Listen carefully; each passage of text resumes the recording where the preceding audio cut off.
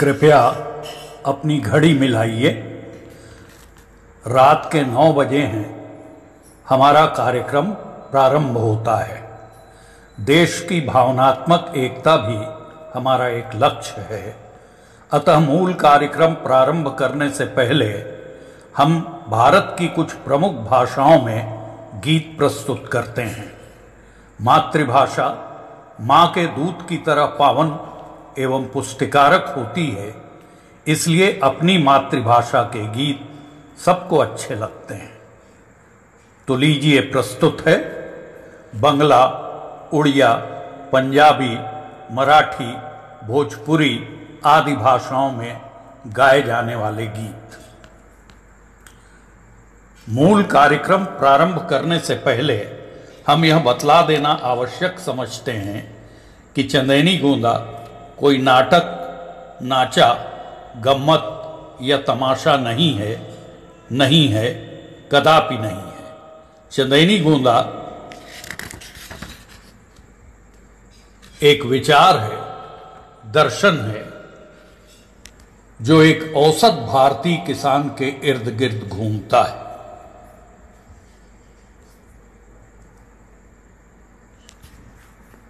हमारी मान्यता है कि छत्तीसगढ़ का कोई भी औसत किसान अपने सारे परिवेश में भारत के किसी भी शोषित, पीड़ित और उपेक्षित क्षेत्र का किसान हो सकता है।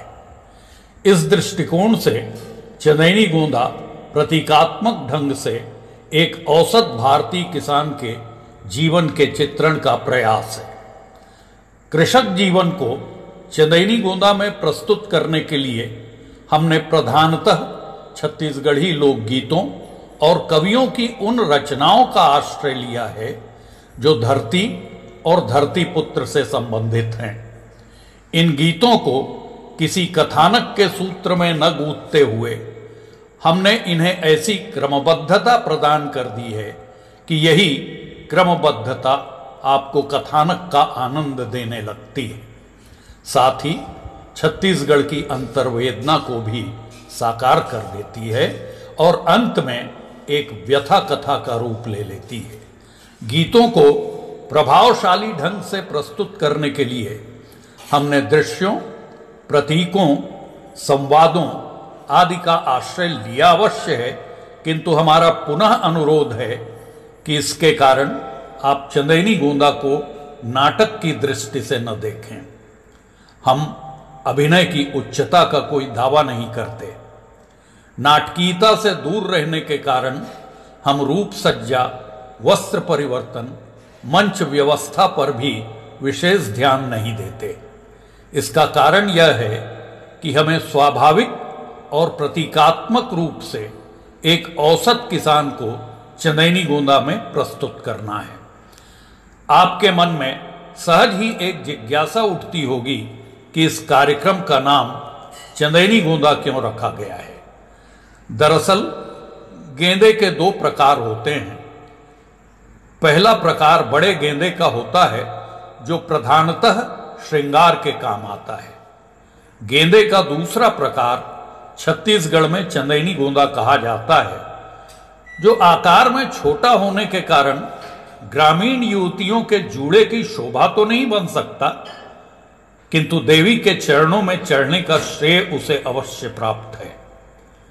छत्तीसगढ़ में ऐसे अनेक अज्ञात कलाकार भरे पड़े हैं जो चंदेनी गोंदा की तरह आकार में छोटे तो अवश्य हैं, किंतु उनमें प्रतिभा है, लगन है, कला की ऊंचाई है।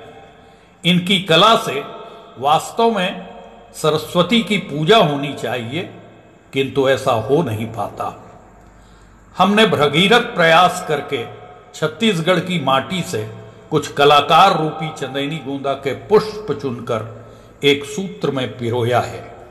इस सूत्रबद्ध पुष्पमाल को हम चंदेनी गोंदा के नाम से संबोधित करते हैं और यही कारण है कि इस परिवार द्वारा प्रस्तुत कार्यक्रम को चंदेनी गोंदा की संज्ञा दी गई है। इस तरह चंदेनी गोंदा गीतों की माला है, छोटे छोटे कलाकारों का माल्य है। लोग रत्नों की खोज में छत्तीसगढ़ आते हैं और प्राप्त कर लेने पर भोपाल, दिल्ली, मुंबई, चंडीगढ़ और आगरा के बाजारों में भुना लेते हैं। रामचंद्र देशमुख ने भी कुछ रत्न पाए हैं, परखने के लिए आपके सामने प्रस्तुत कर रहे हैं। फूल खिलते हैं, मुरझाते हैं और धूल में मिल जाते हैं, किंतु 7 नवंबर 1971 को जिस चंदैनी गोंदा के पौधे को दुर्ग के निकटस्थ ग्राम बघेरा में रोपा गया है, उसे न मुरझाने देने का संकल्प छत्तीसगढ़ की जनता ने कर लिया है, ऐसा प्रतीत होता है। इस लंबी भूमिका के बाद हम अपने परिवार की इष्ट देवी सरस्वती की वंदना, भारत माता को चंदैनी गोंदा के समर्पण और दर्शकों के अभिनंदन के साथ अपना मूल कार्यक्रम प्रारंभ करते हैं। गांव में फूल घलो गोठियाथे, जब सब किसान सो जाते, अंग अंग मां सोनहा गहना, लादे गोंदा आथे, और संग चंदैनी गोंदा लेके घर घर अलख जगाते, गांव में फूल घलो गोठियाथे।